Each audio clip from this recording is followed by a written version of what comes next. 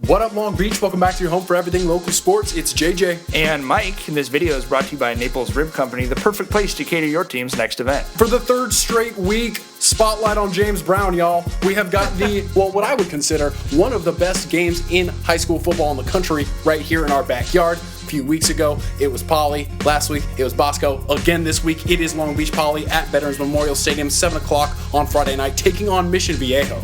Well, I mean, how can you not be pumped up for this game? Two undefeated teams, sort of traditional rivals, even though they're so far apart. Two teams that have been pretty vocal about not liking each other. Bob Johnson was on TV a couple years ago saying some pretty disparaging things about Poly.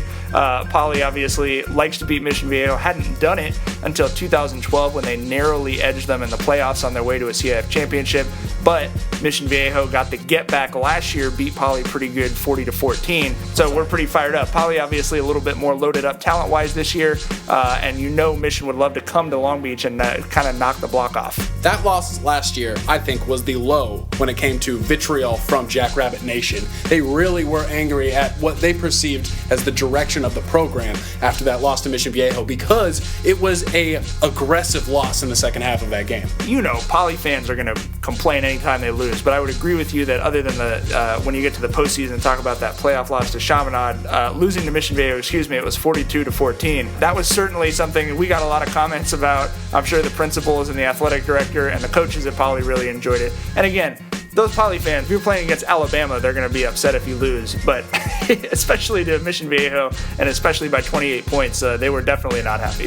The Diablos are number 9 in California and have a strong junior class. Quarterback Joey Yellen has already averaged over 200 yards per game with 9 touchdowns and only 1 interception. There's a couple faces here that some Long Beach people will recognize as well. Well, if you've been following Bosco, Yellen is a transfer from Bosco, which is obviously kind of interesting to see another Chad Johnson disciple go up against the Jackrabbits. But yeah, Elijah Griffin, the son of Warren Griffin, a.k.a. Warren G., one of our favorite rappers, will be suiting up for the Diablos. That's going to be a little bit weird to see the child of the G-child taking on a Long Beach team and trying to beat them. These two teams both rank very highly. Poly number 10 in the country by Max Preps, Mission Viejo number 25. And I'm excited to see how this goes. I think it's going to be really interesting. Poly's obviously got some talent on their side with Matt Corral, the quarterback, receivers Cam McDonald and Jalen Hall, who've had some big games so far. To me, the wild card is Jermaine Lole, defensive lineman who came in and had a great game against Narbonne in a narrow Poly win 2 weeks ago.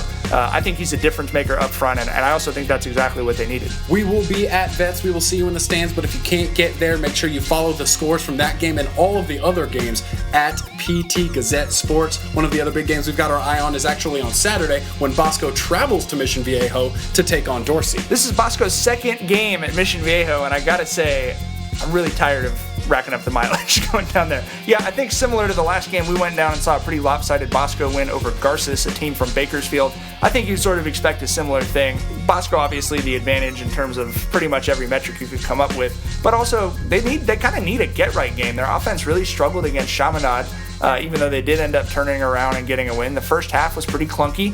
Head coach Jason Negro admitted he wasn't real happy with the way the offense played, so sometimes a game like that's exactly what you need to kind of get the wheels back on track. Long Beach Wilson is struggling right now, and they are going to be at home for the last time this season, taking on Huntington Beach in a non-league game on Friday night. Our own Matt Simon is going to be there. They're also having a Hall of Fame induction at halftime for water polo player and coach Jeff Nesmith, as well as girls soccer player Kim Marshall. Two of our very favorites, Nezzy and Kimbo. Pretty excited to see them go into the Hall of Fame. And yeah, almost feels like a must-win game for the Bruins. If they get that dub, they go into league at 2-2, and then they're kind of primed to reestablish themselves as a more league playoff team. But definitely some struggles as you saw in that game against St. Anthony last week. They will never play on grass at Wilson High School again because they are putting in that field turf, and that's why they're playing their last game there. They're going to be playing their other games at Vets, which we were definitely going to be talking about later in the season as the construction on these field turfs is changing the more league football schedule. If you're a big-time Bruins fan, make sure and bring a cup or a Ziploc bag to scoop some dirt from Cliff Meyer Athletic Field. This will, as JJ said, be the last time that historic soil sees Bruin cleats. Valley Christian spent exactly 1 week at number 1 in their division until their narrow loss last week. They are at home taking on Rancho Christian, another defending CIF champion. Next game, Norwalk at Dominguez. Norwalk, one of the 3 surprise undefeated teams at the top of the Suburban League, Mayfair, Norwalk, and Artesia, all have yet to lose a game. Kind of weird to see several-time defending league champ La Mirada, the only team there without a win. Norwalk will be trying to stay perfect on the road at Dominguez. Warren is at Lakewood in a double-dip local game. Warren, a bit of a surprise this season. A win last week got them into the top 10 in Division 7. They're at number 8. Los Alamitos traveling to Banning to take on a Pilots team that Milliken just narrowly lost to, as the Griffins are going to try and show that they're a cut above. Gar at Artesia, another double dip. Gar's been playing nothing but local teams, so we've gotten a really good look at them. Artesia, as Mike mentioned earlier, undefeated so far this season, so we finally get to see what the Pioneers are all about. And then it's a Saints off. St. Anthony traveling to St. Paul. The St. Anthony Saints going to be riding high off of that recent win over Wilson.